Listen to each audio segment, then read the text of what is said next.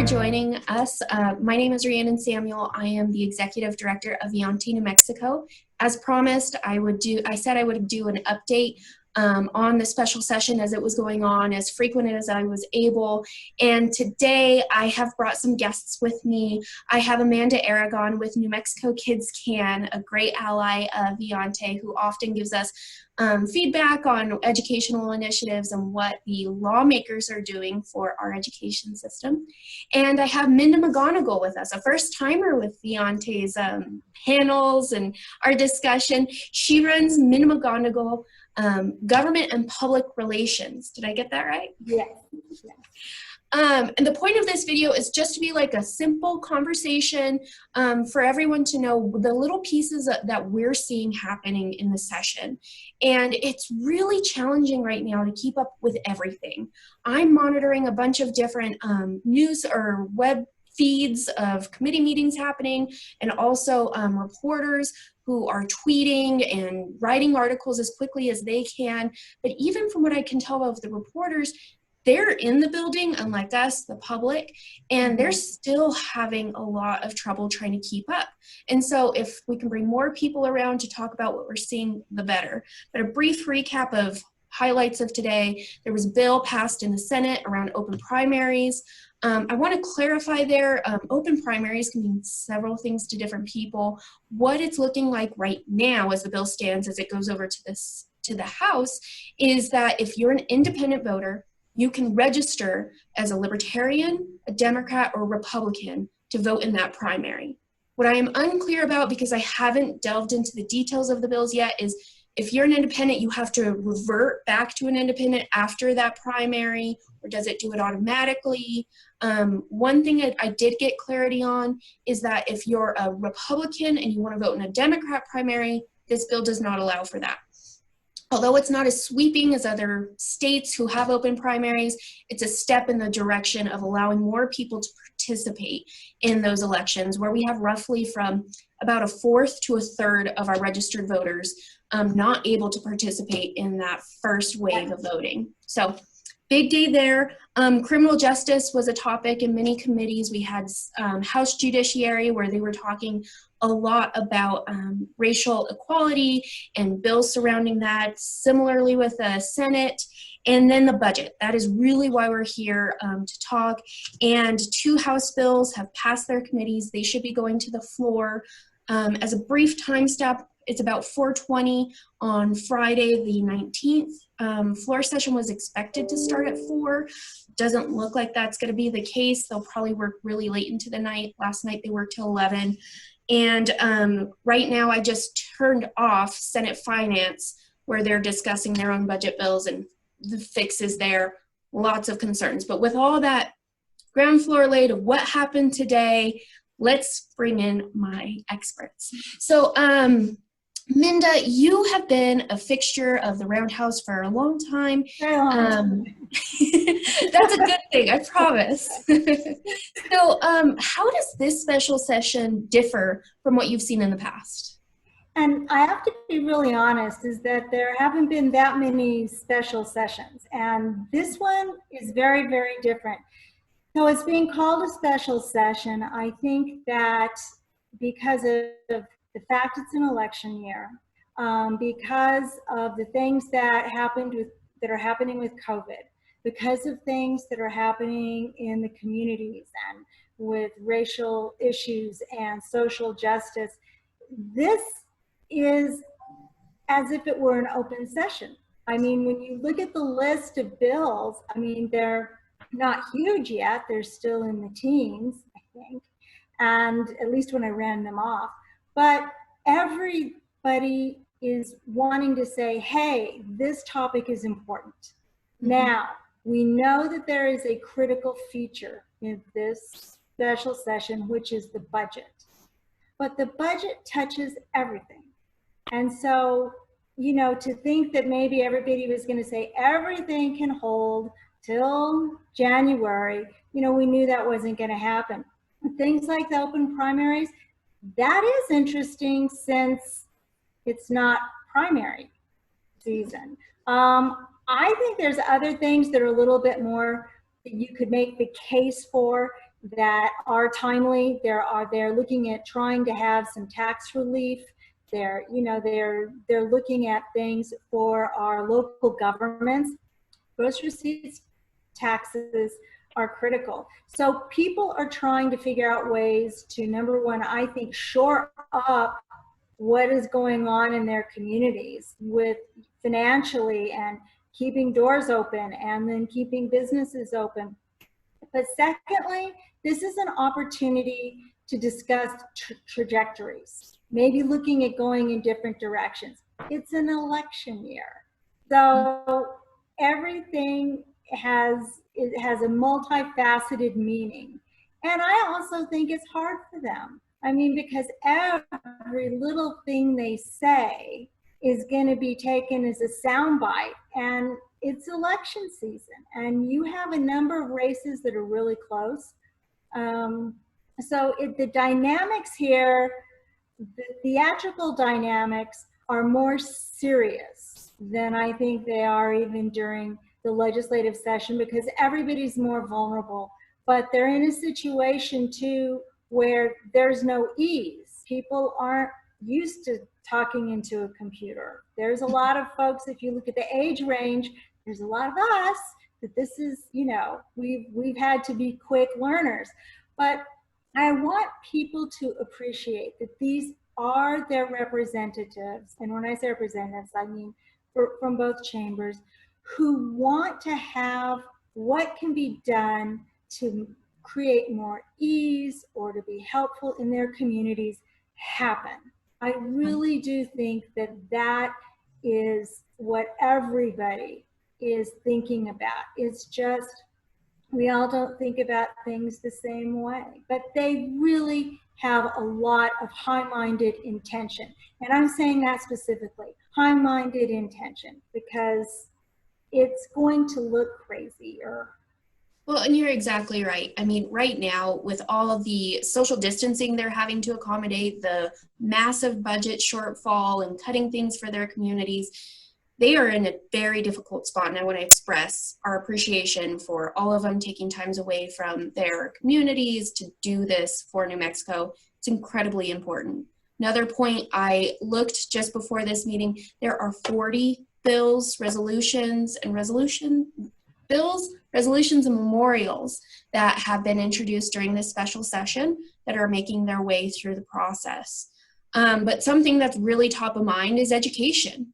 We have had a historic lawsuit that has really shifted the way that we need to spend money in our schools, continuing poor performance, unfortunately, with several of our school districts and our metrics nationally, where we do have some positive ones like graduation rate. But Amanda, you had put out a report earlier this week that I just have been referring to often the past couple of days on the budget relating to education. So could you talk about that a little bit? Yeah, so it's really interesting. I mean, people who have heard me on Viante webcasts before will know the K-12 budget is about 45 to 46% of the entire state's budget. So when you're that portion of the budget and you have a $2 billion shortfall, it's tough, especially when, because of the lawsuit, because of our lagging performance, there's been a lot of calls to hold education harmless, like do not cut education. And in fact, when you ask people what they really mean about cutting, they're using the former budget as the benchmark. So last year we put another $250 million in. So let's just say you cut $250 million out. That money never went out the door. Right. But it's still going to be labeled, and to Minda's point, in the election, like you cut education, even though that increase was never there. So it's almost, it's a really nuanced conversation, and if you're just listening in, it sounds like they're making dramatic cuts. Yeah. And right now, so this is off of the HAFC amendment from this morning. We're looking at a 2.87% increase in the above the line. That's all the money that goes directly to districts. That counts CARES Act money. But even if you take out the CARES Act money, it's still an increase from where we were in the last budget cycle. So my concern, our big concern, is what does that mean for January? Because now we've put more cost into the system, and it's gonna have to come out in January. Mm-hmm. So I've seen a huge hesitancy to make cuts. I will flag the lawsuit has another hearing next week. So of course you don't want to go into the hearing if you're the state asking for the case to be dismissed if you just cut a bunch of money the week before. So I think the decisions that they're making in the roundhouse and how that overlays with the court hearing next week is really interesting. But right now we're seeing a slight increase, certainly less than what was planned. And I know teacher pay raises have been a huge issue. They're a huge election issue. Right now it looks like what they have said is they've removed the line that's specific to teacher pay raises. And again, this is at 4/26 on Friday, so who knows how long it'll last. But they've said we'll put enough money in the formula so that districts can apply an average 1% raise to non-supervisory staff. And that's essentially to make sure that the take-home pay stays equal. Got it. Okay, that makes a lot more sense to me, because as things are coming about and I'm trying to understand, my understanding was 4%, which was initially projected or assigned into the budget, just down to 1%. But that makes more sense. And so it allows for school districts to have more of a say and like more administrative control? Yep, because the language around teacher pay raises in law is always like very nuanced, and districts like to have more flexibility, and this essentially gives them the most flexibility on how they want to implement those raises. The state's saying, we're going to give you enough cash to do it with the expectation that you're doing it, but we're not going to mandate the increase in law, if that makes sense. Got it. Minda, I know that you often work with businesses and business organizations. What are you hearing from them, and what are they paying attention to during this special session? I think businesses are just under just so much pressure. And to think that the business community has one consensus voice isn't accurate either. I mean, there really are a number of voices, and what they are concerned about is, all right, how do we have enough income, or how do we just keep going to stay in business? How do we pay people with the PPP loans? How are those really going to work? They are now talking about having a state level PPP type loan for smaller businesses. Well, but we've got to look at what that really means, because we all are taxpayers, and the money that came out of DC, that's us too. But this is a lot more at home. And then there's been things going on where, because of the way it was done and because of how New Mexico is, how it was supposed to look wasn't quite happening. And let us all remember that there are a number of businesses, or the majority of businesses in the state, that either directly serve some form of government, whether it's federal, state, local, that's schools, military, or their customers are people who work for government, state, schools, labs, or whatever. So for us in New Mexico, it's a little bit more intricate.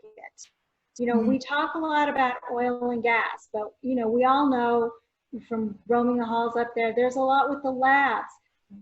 Government just involves everybody, so that gives it a bit different dynamic.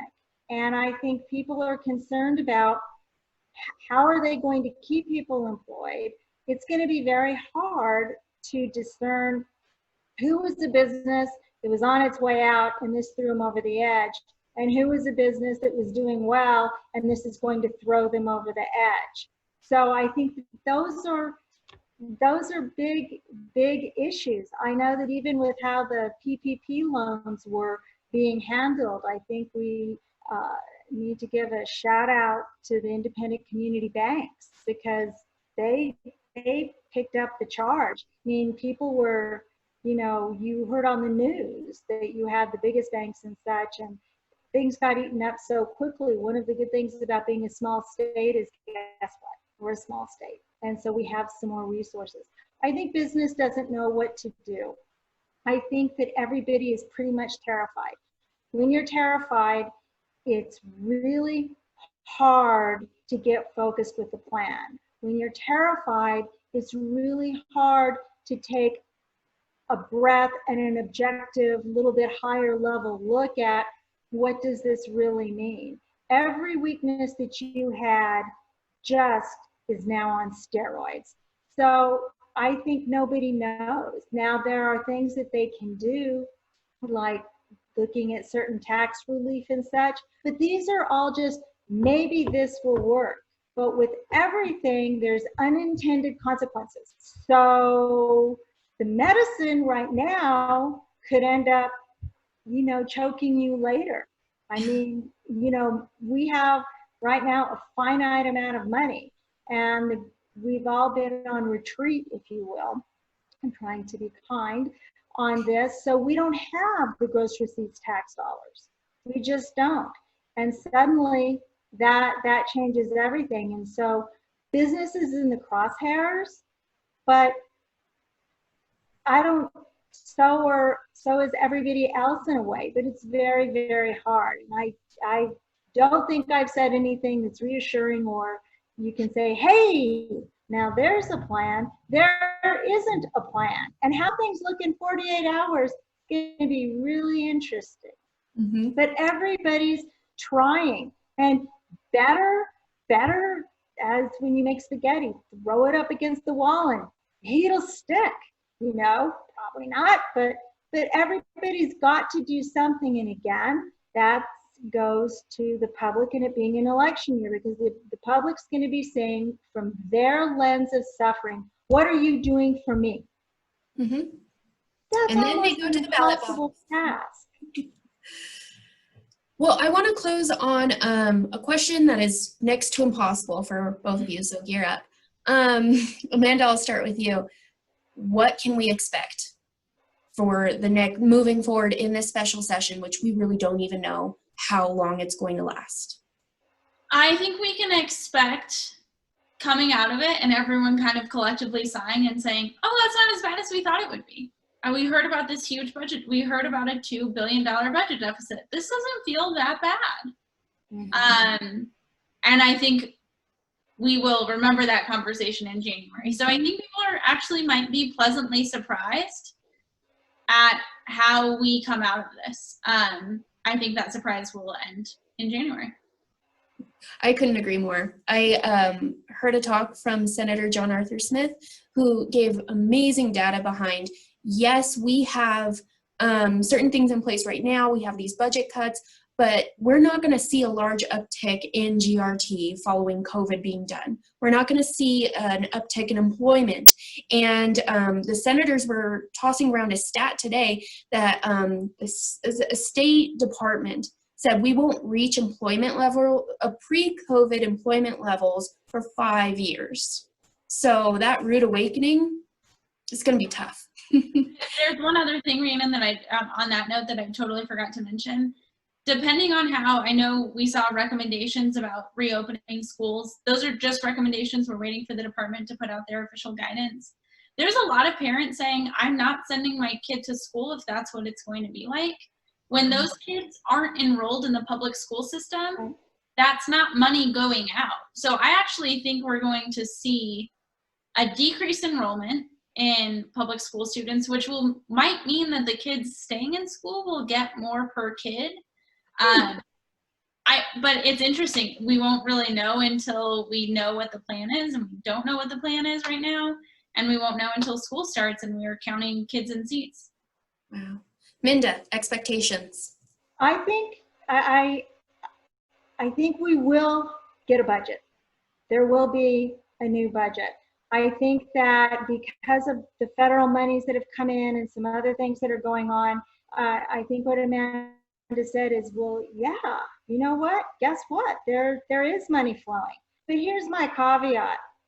We don't really know that the feds aren't going to come back and say, you shouldn't have spent it that way.